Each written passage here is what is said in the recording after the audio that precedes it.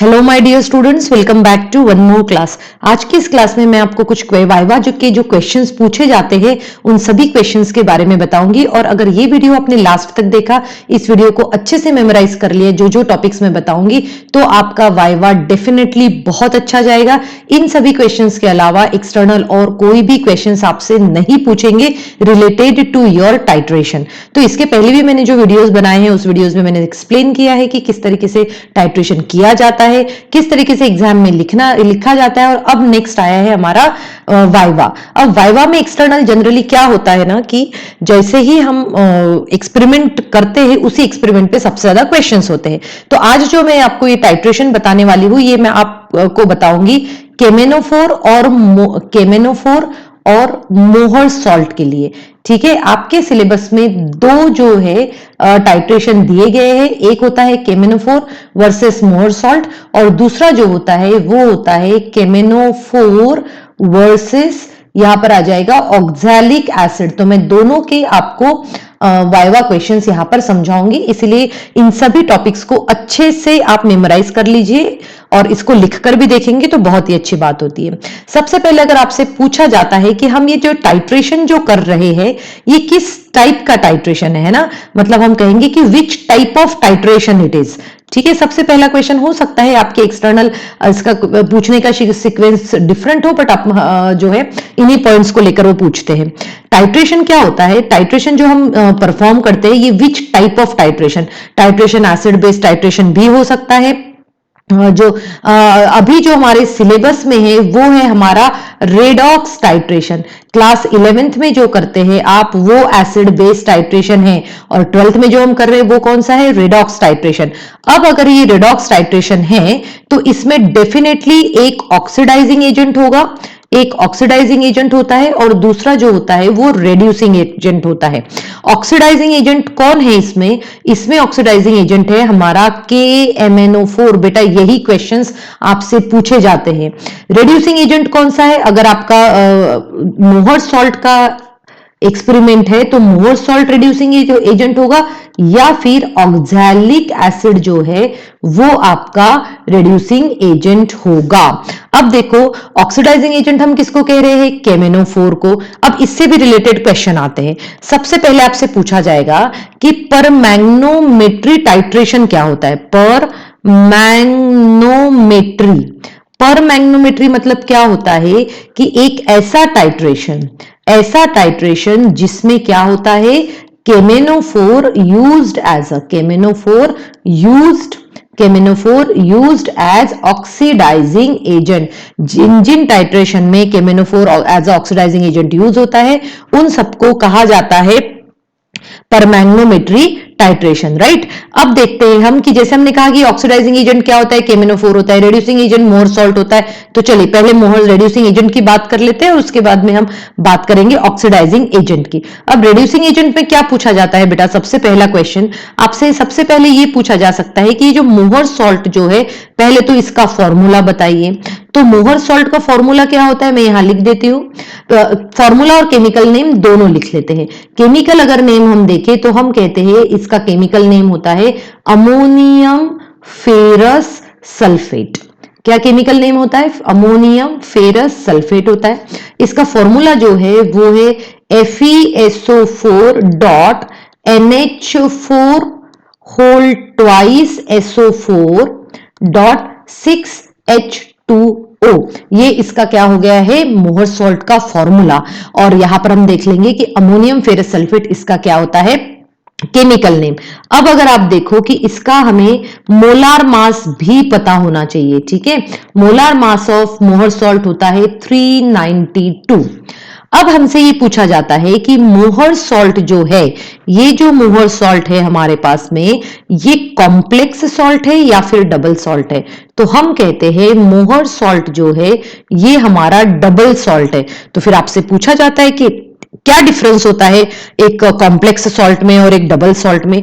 Double salt वो होते हैं जब आप इसको डिसॉल्व करते हैं, है ना। जब हम वाटर में डिसॉल्व करते हैं तो ये क्या होते हैं? ऑन डिसॉल्विंग हम लिखेंगे ऑन हम यहां लिख सकते हैं कि जब इसको डिसॉल्व किया जाता है, डबल सॉल्ट को जब डिसॉल्व करते हैं तब ये क्या होते हैं? डिसोसिएट डिसोसिएट इनटू आयंस, किसमें होते हैं कन्वर्ट?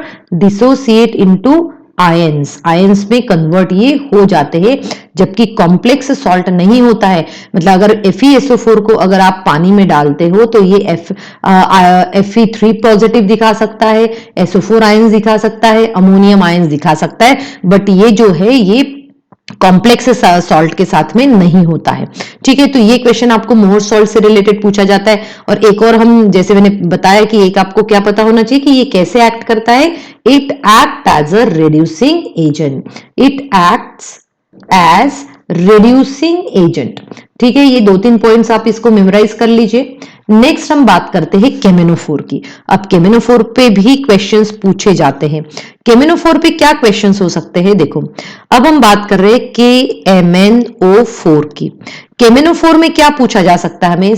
तो इसका नाम तो हम सबको पता ही है, क्या है ये? इसका नाम पोटेशियम परमैंगनेट, पोटेशियम पर मैग्नेट, इसका फॉर्मूला KMnO4। अब देखो इसका जो मोलार मास होता है, मोलार मास, वो मोलार मास होता है इसका 158। केमेनोफोर का मोलार मास 158 होता है। अब आते हैं इसके मेन क्वेश्चंस के ऊपर जो पूछा जा सकता है। सबसे पहले हमसे पूछते हैं कि ये जो केमेनोफोर जो है, केमेनोफोर का कलर पिंक क्यों होता है? केमेनोफोर का कलर जो है ये पिंक क्यों होता है? या फिर हमसे पूछा जा सकता है व्हाई केमेनोफोर इज कलर्ड। ठीक है, केमेनोफोर कलर्ड क्यों होता है? अब हमें पता है, चलिए अभी हम इसको थोड़ा सा समझ लेते हैं। केमेनोफोर में अगर आप देखोगे तो केमेनोफोर में जब ये डिसोसिएट होगा, मतलब ये होगा MnO4 नेगेटिव आयंस में। MnO4 नेगेटिव आयंस में जब आप ऑक्सीडेशन स्टेट ऑफ Mn निकालते हैं, ऑक्सीडेशन स्टेट ऑफ Mn निकालते हैं, तो वो आती है +7। अगर +7 ऑक्सीडेशन स्टेट आई है तो इसका इलेक्ट्रॉनिक कॉन्फ़िगरेशन क्या होता?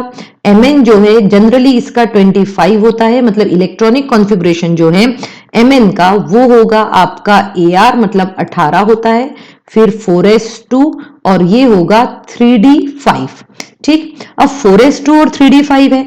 अब देखो अगर आपने इसकी Mn को +7 में अगर ये कर दिया तो इसका कॉन्फ़िगरेशन हो जाता है सिंपल ये। अब हम कहेंगे कि इसके पास में तो कोई भी वैकेंट, कोई भी अनपेयर्ड इलेक्ट्रॉन्स तो है ही नहीं। क्वेश्चन, इसके पास कोई भी unpaired electron, no unpaired electron, तो फिर ये कलर्ड क्यों होता है? जैसे हम कहते हैं ना ट्रांजिशन मेटल है, तो फिर ये कलर्ड क्यों होता है? देखो, तो हम कहते हैं MnO4 का जब आप स्ट्रक्चर देखोगे तो एक्सक्यूज मी, केमेनोफोर का जब हम स्ट्रक्चर देखते हैं तो केमेनोफोर में इस तरीके से आप देख सकते हो कि यहाँ पे ये इस होता है, तो यहाँ पर क्या होता है, केमेनोफोर का चार्ज ट्रांसफर होता है ना, इसके ऊपर जो है ये चार्ज कैसे होता है, फ्लक्चुएट होते रहता है। मतलब मेनली हम कहेंगे कि Mn जो है, Mn +7 ऑक्सीडेशन स्टेट में जो कलर जो दिखाता है, ये जो कलर मतलब वाई केमेनोफोर इज कलर्ड, तो हम कहेंगे chromophore is coloured due to charge transfer. ये किसका होता है? चार्ज ट्रांसफर होने की वजह से केमेनोफोर जो है वो कलर्ड होता है, केमेनोफोर कलर्ड होता है। ठीक है, ये आपसे क्वेश्चन पूछा जा सकता है और इसकी कितनी ऑक्सीडेशन स्टेट होती है, इसको किस तरीके से चार्ज ट्रांसफर होता है, ये भी आपको पता होना चाहिए। और पिंक कलर क्यों होता है? क्योंकि इसमें मैंगनीज आयंस है और इसीलिए ये पिंक कलर शो करते हैं। ठीक है, अब इसके बाद में जो आपसे क्वेश्चन पूछा जाता है स्पेसिफिकली वो रहता है, अब तो ये केमेनोफोर के बारे में हमने लिख लिया, यहां पर हम ये भी लिख लेंगे कि केमेनोफोर एक्ट कैसे करता है। It is acting as a oxidising agent, ये आपको पता होना चाहिए। ठीक है, मतलब केमेनोफोर का कलर डीडी ट्रांजिशन से नहीं होता है, याद रखना जी, डीडी ट्रांजिशन से नहीं होता है क्योंकि उसके पास में कोई भी अनपेयर्ड इलेक्ट्रॉन नहीं है, इसलिए डीडी ट्रांजिशन जो है यहां पे नहीं हो पाएगा। तो ये किस वजह से होता है? चार्ज ट्रांसफर की वजह से होता है। फिर आते हैं हम कि जब हम टाइट्रेशन करते हैं, स्पेसिफिकली जब हम क्या करते हैं, जब हम स्टैंडर्ड सॉल्यूशन बनाते हैं, तो स्टैंडर्ड सॉल्यूशन बनाते समय हम क्या करते हैं, few drops of, while preparing standard solution, while preparing while preparing standard solution, while preparing standard solution हम क्या करते हैं, few drops of concentrated H2SO4, few drops of concentrated H2SO4 is added। तो सबसे पहले क्वेश्चन पूछा जाता है कि हम ऐड क्यों कर रहे हैं, तो हम कहेंगे concentrated H2SO4 added to prevent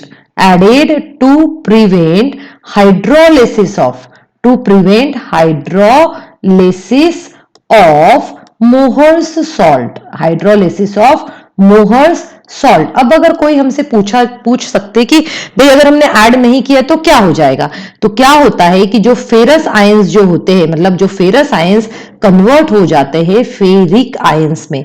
और फेरस आयंस कैसे होते हैं, फेरस आयंस जो है वो है लाइट ग्रीन इन कलर, ठीक है, लाइट ग्रीन इन कलर है। तो इसीलिए आपका सॉल्यूशन ट्रांसपेरेंट ना बनते हुए वो कन्वर्ट हो जाएगा आपका, अगर ये ट्रांसपेरेंट नहीं बनता है तो ये ब्राउन कलर में कन्वर्ट हो सकता है। तो पहला क्वेश्चन आपको ये आ सकता है कि भाई इसमें जो है आपको कॉन्सेंट्रेटेड H2SO4 के कुछ ड्रॉप्स क्यों ऐड करने पड़ते हैं। सिक्स्थ हम कह सकते हैं कि आपको एक्सटर्नल आपसे ये भी पूछा जा सकता है कि भाई देखो इसमें जो है हम 4N H2SO4 भी आप ऐड करते हो, तो हम कहेंगे ड्यूरिंग टाइट्रेशन हम क्या ऐड करते हैं, 4N H2SO4। During titration we add 4N H2SO4, 4 normality का H2SO4 आपके लेबोरेटरी में प्रिपेयर्ड रहता है। सो 4N H2SO4 हम ऐड करते हैं ड्यूरिंग टाइट्रेशन। तो क्वेश्चन आता है कि ये हम क्यों ऐड करते हैं, तो हम यहां लिखेंगे ये हम इसीलिए ऐड करते हैं टू प्रोवाइड acidic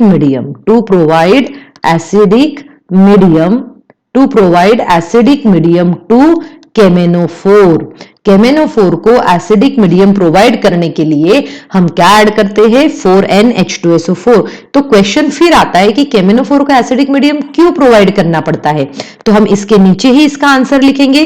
केमेनोफोर क्या करता है, in acidic medium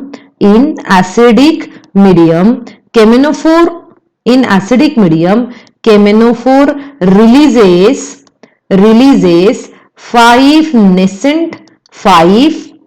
nascent oxygen. Chromophore जो है 5 नेसेंट ऑक्सीजन रिलीज करता है और इसीलिए वो as a better and better oxidising agent हम यूज उसको कर सकते हैं, एक्ट कर सकता है better and better oxidising agent.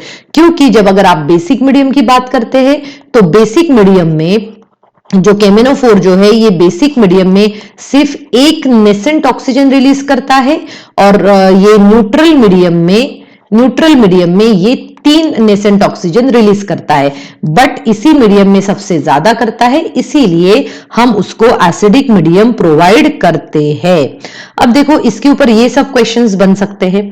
इसके अलावा आपसे ये भी पूछा जा सकता है कि इसका जो मॉलिक्यूलर इक्वेशन जो है ना, मॉलिक्यूलर इक्वेशन जो है इसका, उसको कैसे लिखना है, या फिर आयोनिक इक्वेशन को देखो बेटा किस तरीके से लिखना है ताकि आपको ये मेमोराइज हो जाए। आयोनिक इक्वेशन जब हम लिखते हैं तो इसको ध्यान रखो कि हम किसका कर रहे हैं, केमेनोफोर का कर रहे हैं। केमेनोफोर नेगेटिव ये रिलीज करता है Mn2+ आयंस, ठीक है। जब ये Mn2+ आयंस रिलीज करेगा, इसकी +7 ऑक्सीडेशन स्टेट होती है, इसकी +2 होती है। जब आप देखोगे तो कितनी इलेक्ट्रॉन्स वहां पे है, गेन करेगा, ये 5 इलेक्ट्रॉन्स गेन करेगा। फिर ऑक्सीजन यहाँ 4 है तो यहां पर हम लेते हैं तो कितना हो जाएगा, ये 4H2O और यहाँ पे आ जाएगा 8H+। तो ये हो गई हमारी केमेनोफोर की रिएक्शन। फिर हम देखते हैं कि Fe2 पॉजिटिव आयंस किस में कन्वर्ट हो रहे हैं, Fe3 पॉजिटिव में कन्वर्ट हो रहे हैं और साथ में इलेक्ट्रॉन्स जो है ये एक इलेक्ट्रॉन है। अब दोनों की इलेक्ट्रॉन्स को बैलेंस करने के लिए मैंने यहां पर इसको 5 से क्या कर दिया है, मल्टीप्लाई कर दिया। अब हमें नेट इक्वेशन लिखना है तो मैं नेट इक्वेशन भी लिख सकती हूँ इसका, बहुत ही सिंपल है कि MnO4 नेगेटिव +8H+ और +5 Fe2+ gives Mn2+ +5 Fe3+ +4H2O O। ठीक है, तो इस तरीके से आप पूरे आयोनिक इक्वेशन लिखिए। इसके अलावा अगर आपके माइंड में कुछ भी डाउट है तो आप मुझे पूछ लीजिए, कमेंट सेक्शन में मैं इसका आंसर जरूर दूंगी। सो आई होप स्टूडेंट्स ये वीडियो आपके लिए हेल्पफुल रहा होगा। Thank you so much everyone.